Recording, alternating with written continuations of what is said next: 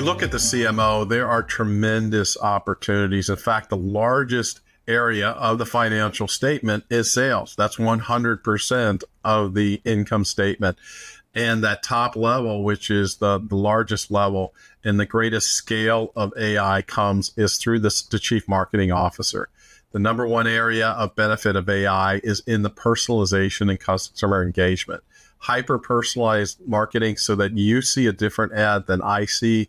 At the end of the day, sales in retail is about seeing that I could see myself buying that product. And when it looks like me and acts like me, and it's an aspirational area of something that I want to be, and I can see myself getting there, I'm far more likely to buy that. AI can be used for better customer segmentation as well. You can process a lot more data and see where things and where customers are the same and where they're different to be able to do these different offers. Offering dynamic pricing to customers based on how much volume they do with your store and your company. That is a big thing. I think that customers want to be recognized for who they are and what their value is to you.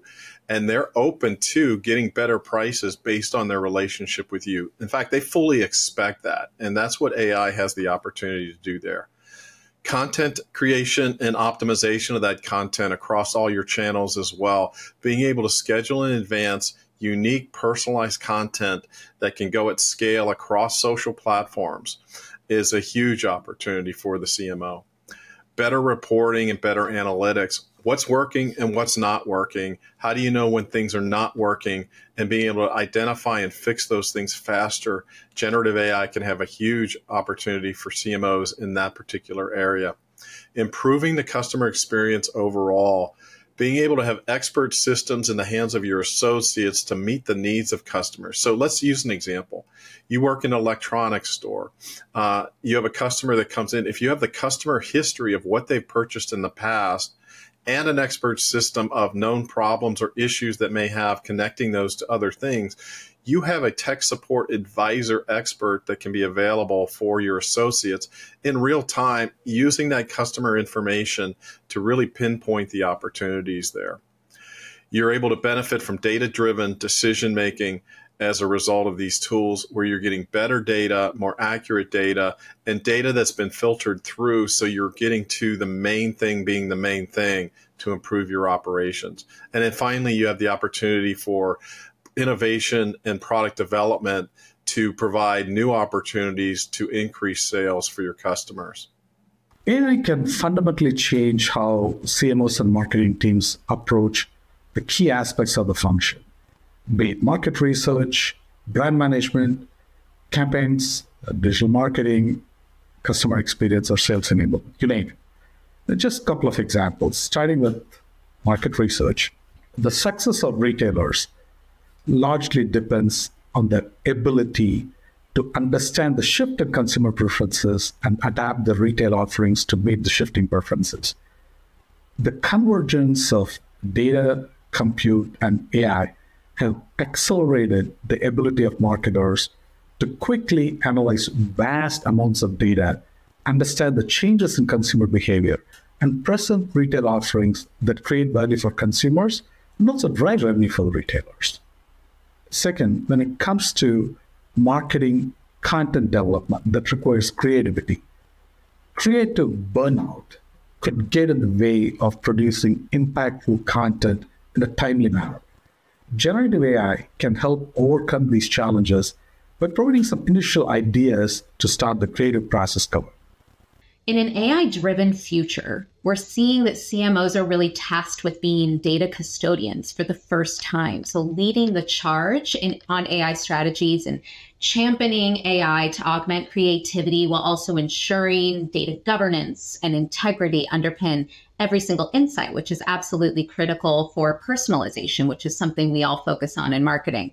So in a world now that we have AI where content is really being algorithmically generated, CMOs are really using enhanced decision-making, accelerated customer insights and extraction of those insights and new ways of working and streamlining workflows. They're responsible for all of it. So even things like writing a creative brief using generative AI and content generation, and all of that while ensuring that the brand narratives cut through the noise, that they have authenticity, that they are true to the purpose, true to the mission of that brand, and really stand out and drive growth and ROI?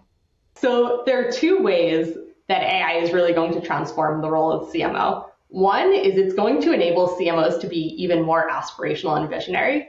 And then the second is it's going to really force CMOs to double down even more on analytics and optimization, because there's going to be increase in competition. And I'll explain both of those. In terms of the ability to be more aspirational and visionary, every CMO I talk to struggles with creative constraints. AI takes the cost of content creation and it drives it to zero. So that's going to mean there's far more creative to go around, and it's going to enable us to move in this direction of one-to-one personalization.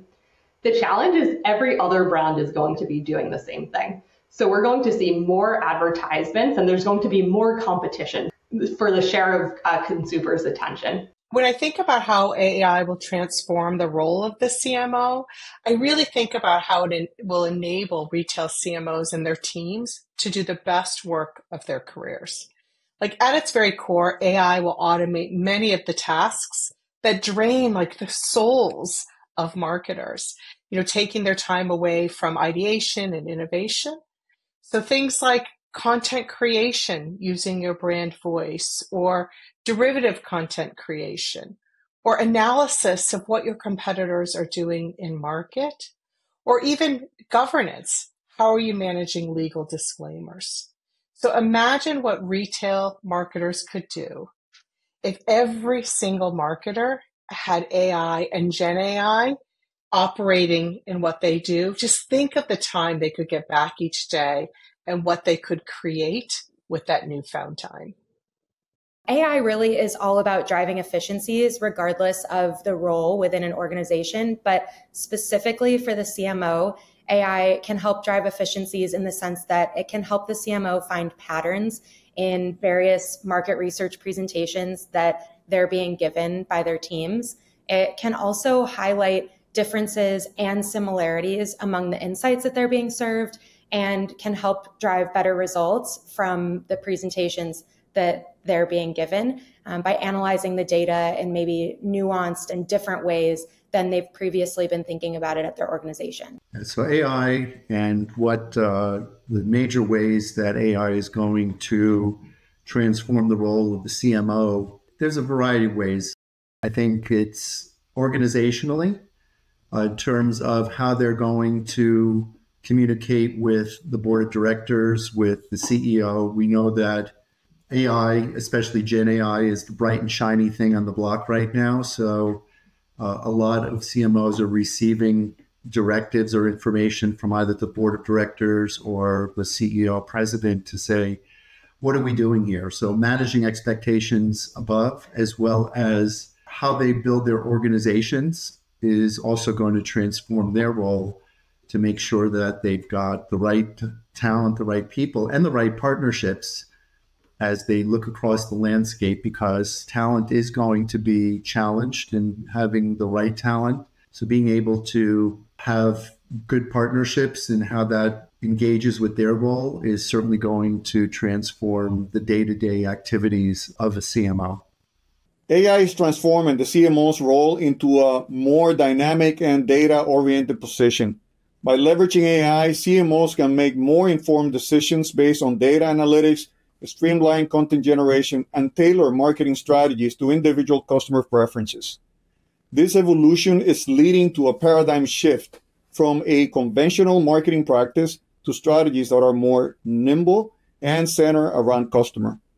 AI is propelling the transition from a focus on sales enablement to empowering buyers, equipping them with the tools for highly personalized experiences and forward-looking analytics. The technology is facilitating the creation of new models for attributing marketing success and is driving customer interactions that are more personalized, thereby transforming the landscape of customers' engagement. I think for a long time, the CMO office has been transitioning from being about brand to being about data and brand. And AI completely unlocks those data investments. And we're seeing that everywhere. Whether it's a customer's CDP or there's a company called iGenie that looks at your product portfolio, analyzes 50 billion searches, untold numbers of reviews, and even transcribe TikTok content to tell you how your products are performing across all the conversion lifecycle.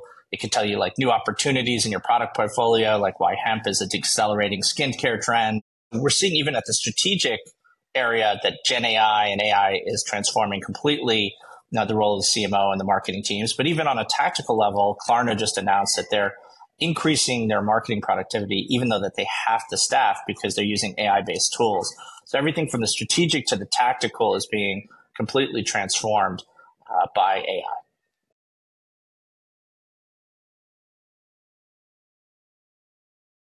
The analytics side of things is a huge opportunity by seeing what's working and what's not working very, very quickly.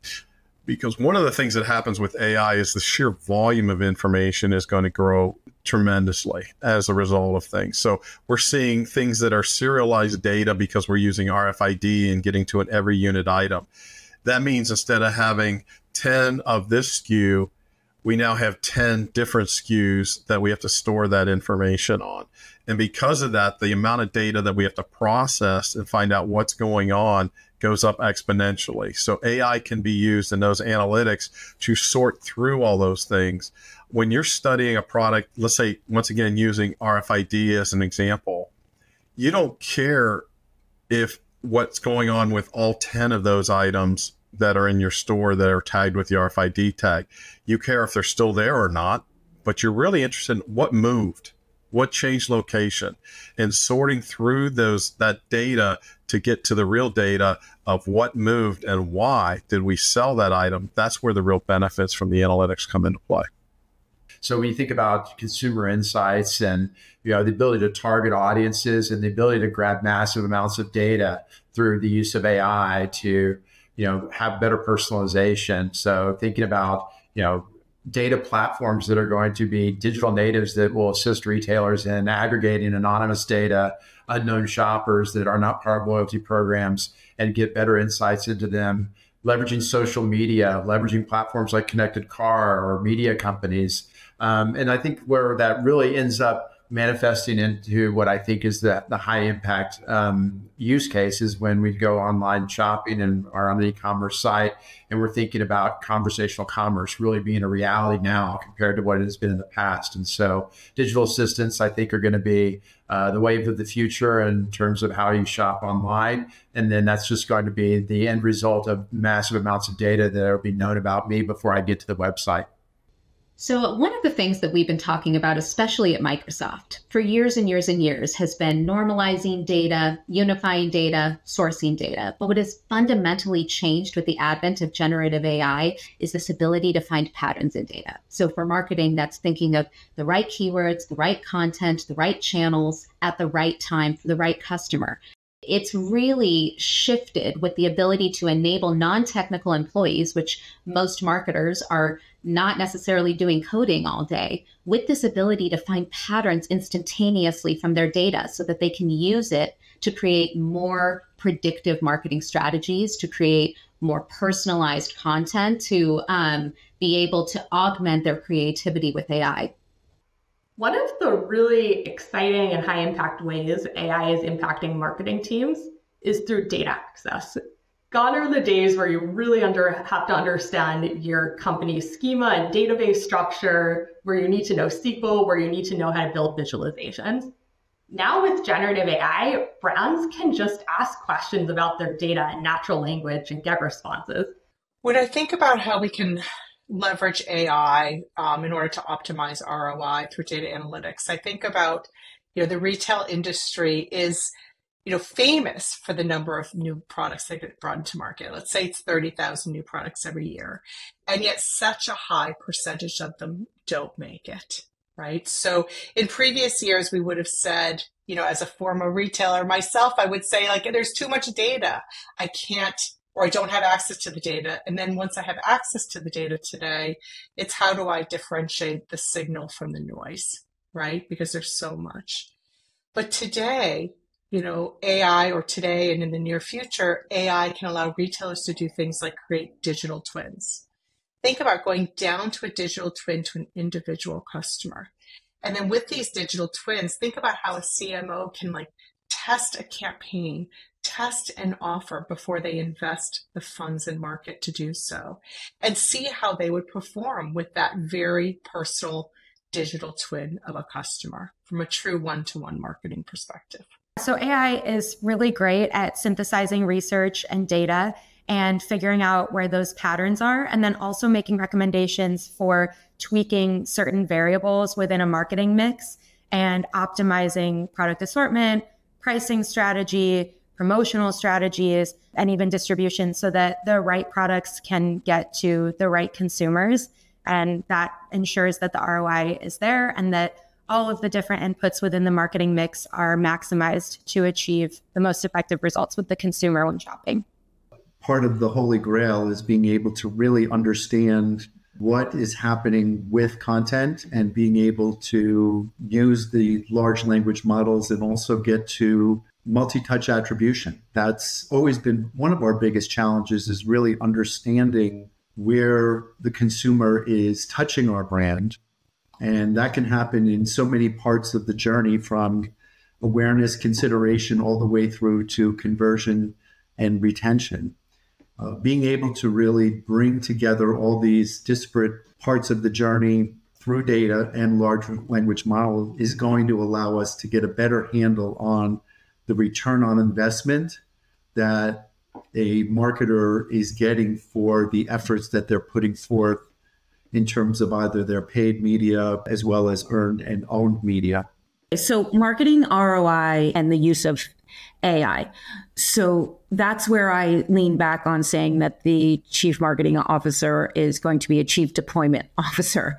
Their role will very much be about figuring out priorities and hierarchy in the organization, getting buy-in throughout the organization, and how to deploy the investment with the quickest ROI.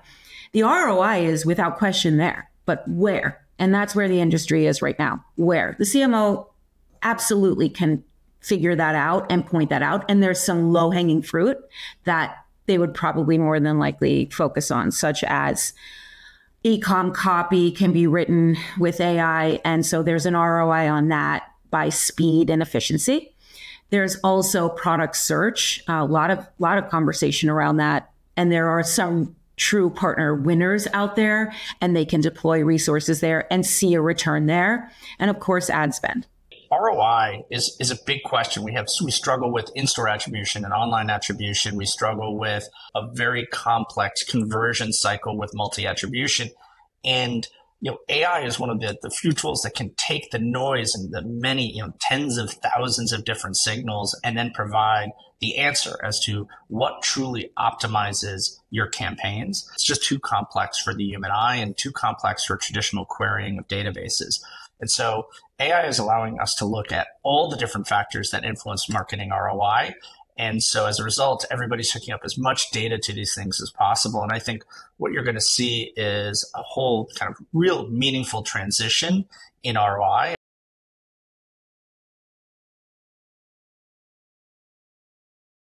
I think you move from, a mass adoption or mass selling of a particular item to mass customization or mass personalization. And so from a CMO standpoint, how do you manage that? How do you manage that your millions of customers perhaps all have a different offering and their view of the brand is coming in at a different view? So you want to have that consistency of the brand as well as the personalization of that brand for that individual consumer. How do you manage that? How do you control that? How do you control that narrative? Because the brand is the business for most retailers. And so that is one of the roles that is changing. You're not just managing your stores, your associates, your offers there, but you're now managing the personalization of that brand to the individual consumers. And that's probably the single biggest opportunity there. So it's an exponential expansion of the role and the oversight. And it's sort of like, think of it as politics. It's like the local district manager or the district mayor versus the governor versus now the president. That role has changed exponentially in terms of the number of constituents that you have to be concerned about.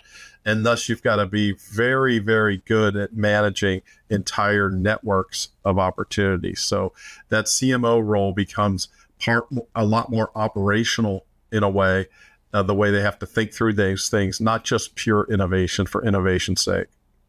AI can fundamentally change how CMOs and marketing teams approach the key aspects of the function, be it market research, brand management, campaigns, digital marketing, customer experience, or sales enablement, you name it. Just a couple of examples, starting with market research.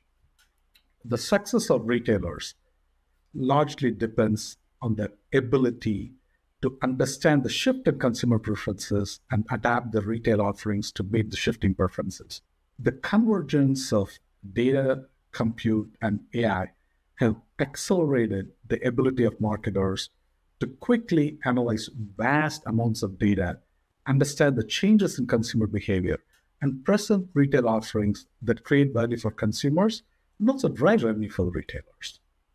Second, when it comes to marketing content development that requires creativity, creative burnout could get in the way of producing impactful content in a timely manner. Generative AI can help overcome these challenges by providing some initial ideas to start the creative process going.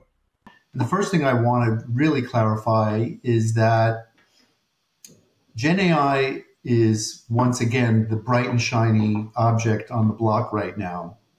But we can't throw out the fact that AI, predictive and interpretive AI, we've been leveraging that for the better part of the last decade in some way, shape, or form.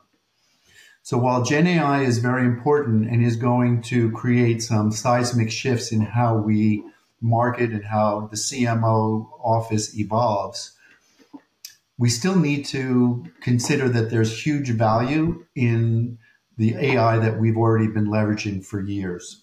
IDC reports that I think by 2027, there'll be over 500 billion spend in AI, of which only 29% will be generative AI. So if we think about the next 2 years, we're still going to have over 70% of the investments in AI coming through the predictive and the interpretive AI that we've been leveraging for quite a while.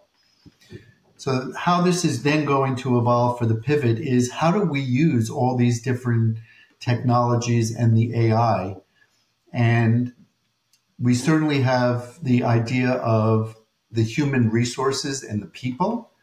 I'm also a big advocate that AI is not going to replace humans, but a human using AI is going to replace another human in terms of the workforce. With Gen AI and where we are today, when I think about the role of the CMO and what's important, I really think about three things that happen.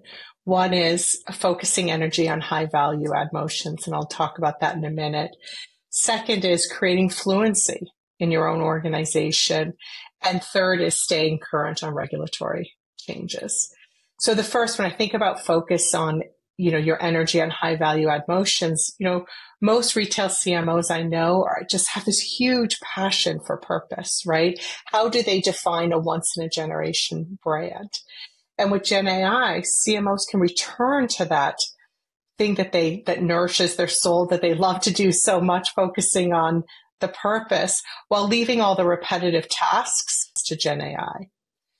The second is around creating fluency in your organization. CMOs really need to create space for everyone in their organization to be fluent in Gen AI, right? What does it mean? How do you use it? How do you get smarter and smarter every day? So doing this by leading by example, doing this by creating the forums for learning, and of course, by sharing your expectations. So this may be a little bit controversial, but I don't know that I see the role of the CMO evolving all that much because of AI and generative AI. I actually think it will just make them more effective at their current jobs and able to kind of cut through a lot of the clutter when being served information and data and results from their teams. I also think, though, they will have to be much more discerning when it comes to the information that they're being given, and also really make sure that they're going to be disruptive as a brand and innovative, because AI and generative AI are leveling the playing field for a lot of retailers and brands. So I think CMOs today will have to understand that they just need to be a little bit better at balancing the human and the technological sides of their job, and make sure that they're really serving the end consumer or customer in a way that truly resonates. The CMO role is under a lot of scrutiny right now. We have several major companies that are connected to the consumer, whether CPG or other areas, that have removed the role entirely. So you have Johnson & Johnson, CPG, Hyundai, Automotive, and UPS. UPS is more of a B2B play, but let's say the other two are consumer facing and they have a big story to tell, yet they've removed the CMO role, and those functions have been bandied into other areas of the organization. Now, at a time when AI is coming, deployment of resources is coming, data is shifting. Data can be more powerful to reach the customer, and the funnel has changed. The CMO role has to evolve, but it should remain intact. And they need a seat at the table with respect to talking about technology in the organization.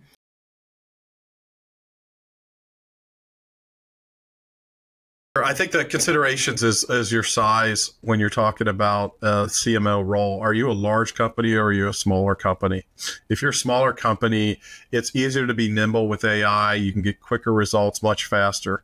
You also have generative AI, which is a tremendous force multiplier, which allows a smaller retailer to act like a big retailer in terms of functionality and what you're doing today, because you have access to these tools. The downside of that is it comes with limitations on budget. You don't have the same amount of money as somebody else does to implement these programs. The large side, as we mentioned earlier, that role has changed from the CMO, and you go from mass to mass personalization, which is an exponential increase in the amount of data that you're working with and the opportunities to increase sales.